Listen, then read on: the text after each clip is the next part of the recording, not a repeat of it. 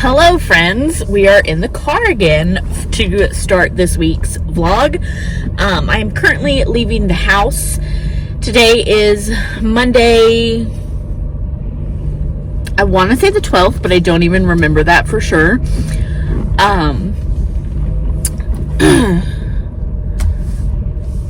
Mine totally went blank. Took today off work, so I don't start back again until tomorrow. I am going to have a bit of a shopping day.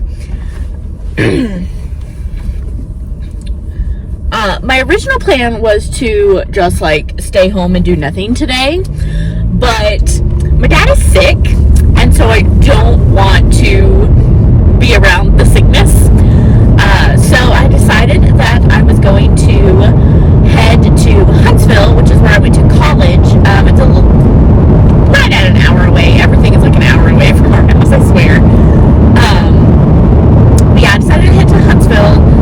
I know I'm gonna for sure go to Target and Ulta. I think there's a Ross and a Marshalls over there in that same shopping center still. It's been a while since I've been over there, but I know there used to be. I'm also gonna go ahead and do my grocery shopping while I'm there. I know there's an Aldi and then there's a big H-E-B, which I might do both just because I can. But yeah, I will probably come on and show you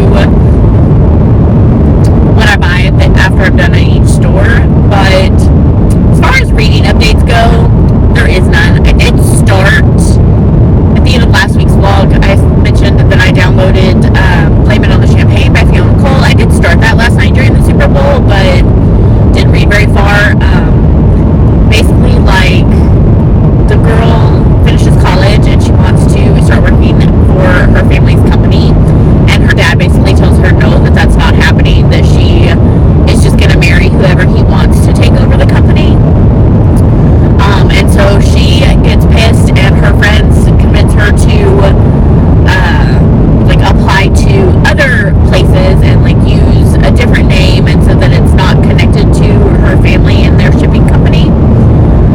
And so she does that, and in the first one, they're at dinner when her friend convinces her to do that, and they see this cute guy or whatever, and like they don't talk at that point. But then I think it's a couple days later, she goes to this job interview, and when she's leaving, she sees the guy that they saw at dinner, and basically like they're flirting, and he asks her out or whatever, and then the guy that did her interview is his assistant, and then he like shows up in the lobby and like, oh, like this was our last interview or whatever. And apparently he has an issue with people wanting to date him for the money for the company, so he kind of thinks that that's why she like approached him, but she didn't know who he was. So yeah, they're gonna start working together. She got the job, but that's where pretty much where I stopped reading. And it's an ebook, so I probably won't read it today while I'm shopping.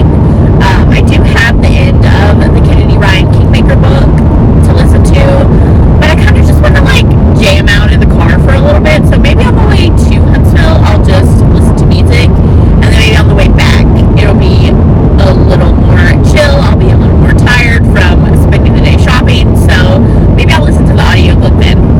But yeah, that's my plan for the day. I don't know about this mount. I feel so crooked. I feel so bouncy, but that's this road that we're on because it's a terrible highway. But yeah, we'll see. We'll see. Hi guys. This phone mount is not going to work because I am being driven crazy by how crooked I look. So far I've been to Ross and Ulta. I think I'm gonna grab lunch and then hit up Marshalls and Target. Figured we do a little haul. For $6.99 they had a completely sealed Ultra Repair Cream in a vanilla scent, and I love the Ultra Repair Cream like during the winter as like a hand lotion. So I figured I'd take this one to work and leave it there. And normally these little bottles are not $6.99. This is comparable to $18. I don't feel like I paid that much for it, but it definitely wasn't $6. Also for work, they had these little floss pick thingies, and we use these a bunch at work, and I don't know, we kind of just take turns buying some, and I don't know exactly whose turn it is, but this was $5, so I figured I'd go ahead and buy it.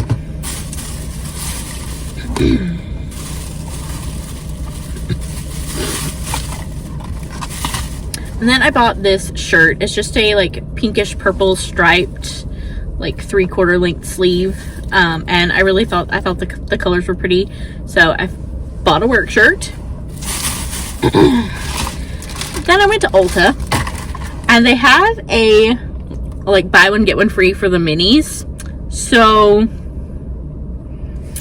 yeah, first off, needed acne like spot patches, and then this one was like $7 or $8 for 60 patches, which is way better than what I paid last time for it. So hopefully these are good ones. I needed new scissors for containing these eyebrows because they're out of control. I needed new moisturizer, so I don't know if this is just the same e.l.f. the daily moisturizer that I used before in just a new packaging, but I've used an e.l.f. one before and liked it, so I figured I would give that one a shot. And then one of the minis I got was this La Roche-Posay Hydrating Gentle Cleanser. I'm going to try to do better this year about skincare and hair care. I feel like I've let those kind of go. So cleanser is the best place to start for skincare. I was looking for some facial sunscreen, but everything just looked like it was going to make me really oily. So for right now, I'm going to keep using the powder thing that I have, but definitely need to invest in some facial sunscreen at some point. And then for hair, I got these two Eva NYC minis. This one is Main Magic 10-in-1 Primer. It's like kind of like a leave-in.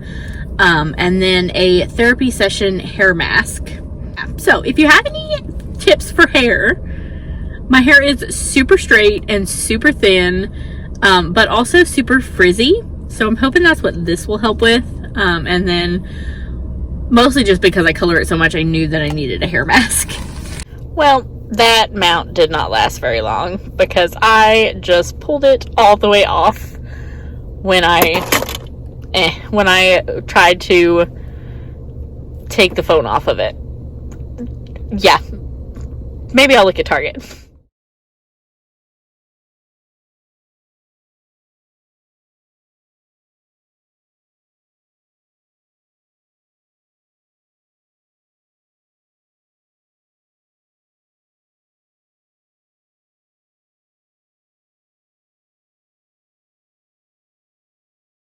Hi guys, so we're done with Target now. Thankfully, money-wise, I didn't find anything in Marshall's because Target got me with the clearance and with the sales. So, something I went into Target for was a new mascara. And I've been seeing this one from e.l.f., this lash extender, like a tubing mascara. So we're going to try that. And then clearance got me. There was a lot of stuff on clearance, but I'm wondering now if it wasn't marked, like priced correctly, because I got 3 of these ColourPop shadow sticks and the tag says $4 and they rang up for like $2.50. So I'm wondering if the other stuff that I scanned to see what the price was also wrong, but oh well. So I got 3 like neutral shadow sticks. If the colors are correct, I got Sunny Days, which is kind of like a coppery color. I need my bag so I can throw all this back in. And then I got Fresh Bloom, which is kind of like a pinky sparkle color. And then At Dawn, which is more of a neutral. I don't think that one's a shimmer. It's kind of hard to tell on that one, but I don't think that one's a shimmer. It's just kind of a neutral color. And then the book section had a little sign that was everything was buy one get one 50% off until Valentine's Day. So I treated myself to some books. I got Heavy Crown the last in the Brutal Birthright series by Sophie Lark. I've been getting these Bloom edition covers, so I cannot wait to look through that and see the illustrations on it.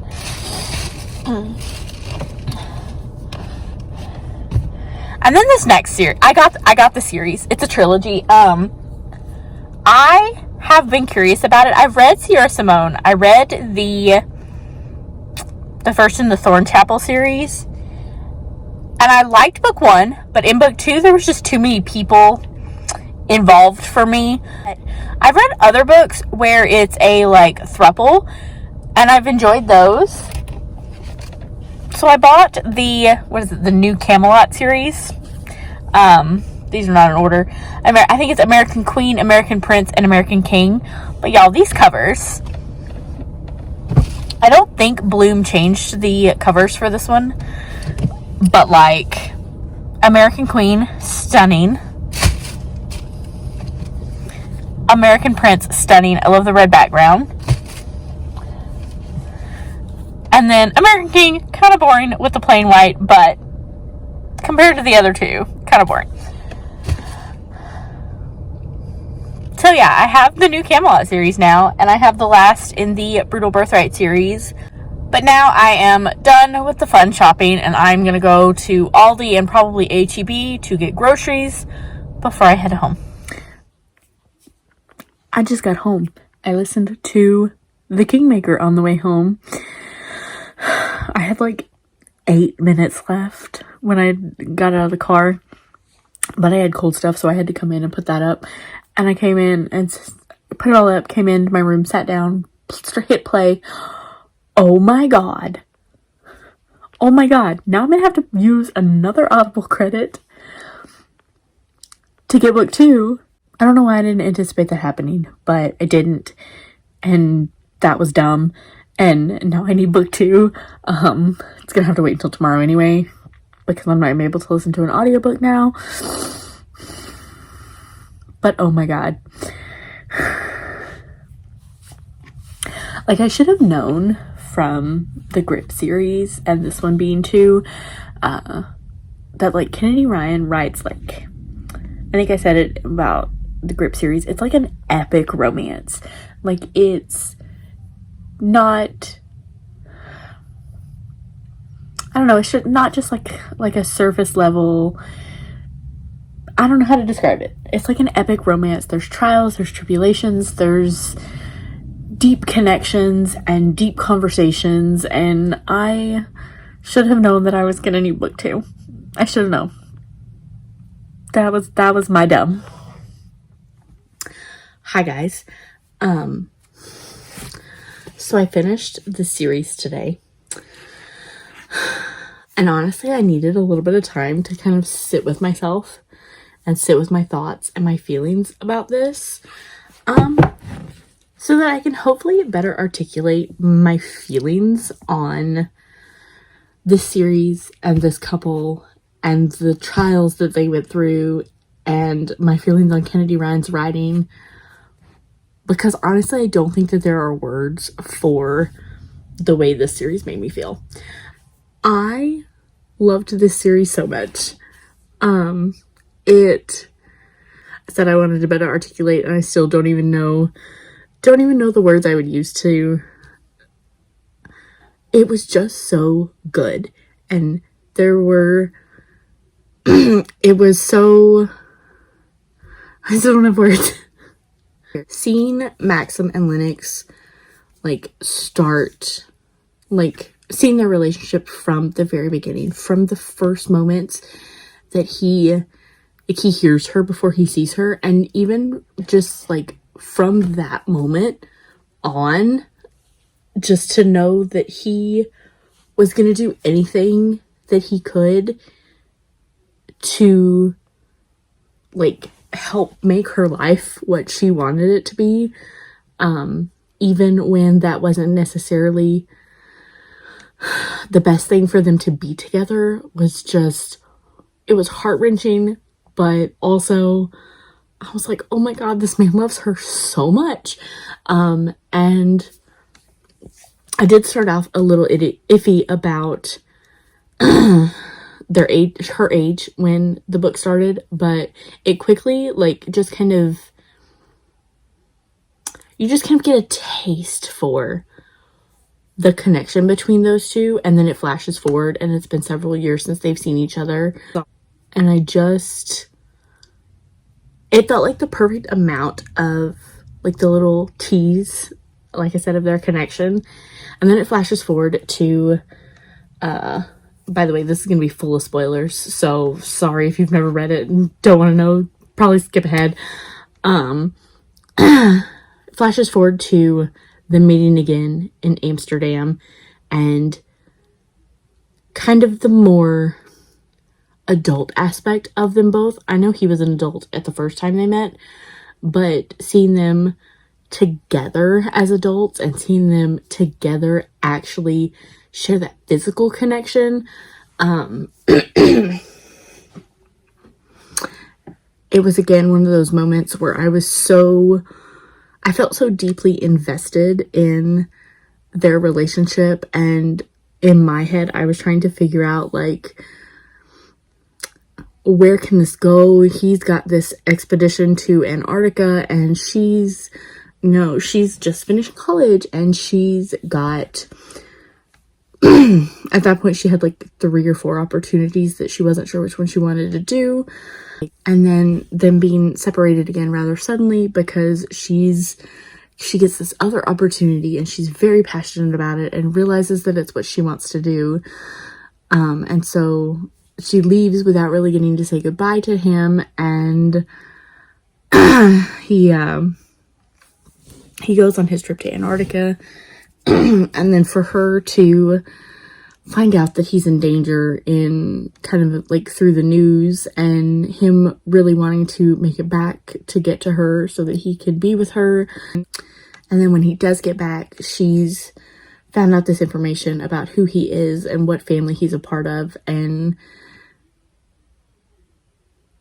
I was heartbroken when she found out. I really wanted him to be the one to tell her, and I was like, this is just gonna tear them apart, because at that point she emotionally didn't feel ready, like where she was in a place where she could forgive him.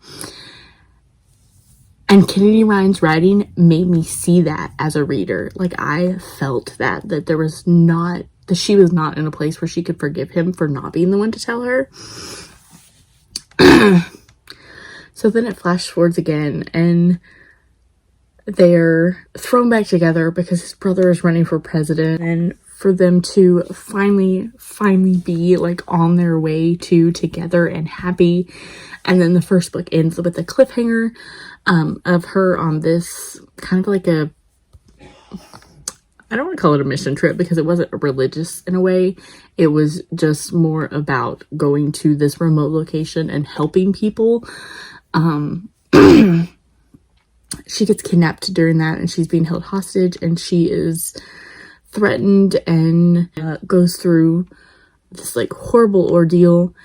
And then for him to do whatever he has to find her and to get her safe and to bring her home, it was one of those times again where I could really tell through Kennedy Ryan's writing the love that these two characters had for each other, and I want to say the obsession, but not in a bad way. The obsession that they had with doing whatever it took to be together. And then the saddest part of the whole book, I listened to this part at lunch today, and I thought I was gonna cry. The person who kidnaps her ends up surviving the whole thing, and coming back to try to like kill her again. But he ends up killing Maxim's brother, that's the presidential candidate, and I was crying, just sitting at my desk on my lunch break crying, because it was Kennedy Ryan's writing. I was so deeply invested in this side character who, like, yeah, he was a big part of the book and of them coming back together again, but he was a side character. And for her to have me so deeply invested in his relationship with his brother and his relationship to this woman running his presidential campaign, I think that's kind of like when it really clicked and I started looking back at those other moments that, why am I crying again? My voice cracked. So I think that was when it really hit me that, like, it's a testament to Kennedy Ryan's writing how much that side character's death affected me. And, like, yes, it was a big, like, it was a car bomb, so it was a big explosion. It was this big scene in the book, and Lennox witnesses it because she and his wife were in the car in front of them. It just didn't feel like it was done in a shock value type of way. And for that to lead to Maxim deciding to step in and not really take over his brother's campaign, but run his own campaign for presidency, it really helped Maxim realize what kind of difference he could make politically rather than just in his ethically sustainable businesses that he runs. And then for that to affect Maxim and Lennox so much so to where they have to really go back to hiding their relationship. That was more so, he understood a little bit, but it was more so on her side. And for her to have those conversations with him, and it just felt so heartbreaking, but I also understood it because I wanted them to be together. And then when they finally find their way back to, like, everything comes out, and so they're finally more out in the open about their relationship, and it's the end of the book, and there's been this animosity with his dad throughout the whole series, and in the epilogue they like really have a conversation with him, and he apologizes, but he also kind of explains where he's coming from, and he listens to them as they explain where they're coming from. And this book series was a lot, but my voice is cracking again. I don't feel like I'm crying, but I can definitely, it was an emotional book. It was emotional, and it was heartbreaking, and it put me back together again, and then broke my heart some more for different reasons. And again, I just really think that that's a testament to Kennedy Ryan's writing. I think I said this when I read the Grip series last year. I don't normally like series about one couple where it lasts more than one book. But I think Kennedy Ryan's writing, I would read 10 books about the same couple. She really articulates the characters themselves. Like, I fully believe that this could be a real person, and then she fully articulates not even just the relationship, the connection between her two characters. I just feel like there's nobody who writes the connection between characters the way that she does. That was what is this called? Is it just called the Kingmaker series? I don't even know. I know there's a third book that's about Kimba, Lennox's friend. I do want to find that at some point. I don't know if that is going to match these Bloom editions, so I need to figure that out. Because if it is, I'll probably just wait and buy that one in the cover that hopefully matches. But yeah, Kennedy Ryan's writing is just, I don't even, like, I don't feel like I have words. I just talked for, how long was this? 16 and a half minutes of this, and I still don't feel like I have the right words to tell you that Kennedy Ryan's writing is amazing. So yeah, that was the Kingmaker series. I also feel emotionally exhausted after these books, so I'm gonna go. Hi guys, this is going to be a terribly annoying sounding clip. The other day when I was talking about the Kennedy Ryan book, my voice cracked, and I thought that it was because I was gonna cry again, but it was really because I was getting sick, and I've had a sore throat and a cough for a couple of days. It's Sunday night now. I'm not going to talk about, did finish one book, but I'm going to wait until my throat feels better to talk about that. So, thank you guys so much for watching this week, and I will see y'all next time. Bye.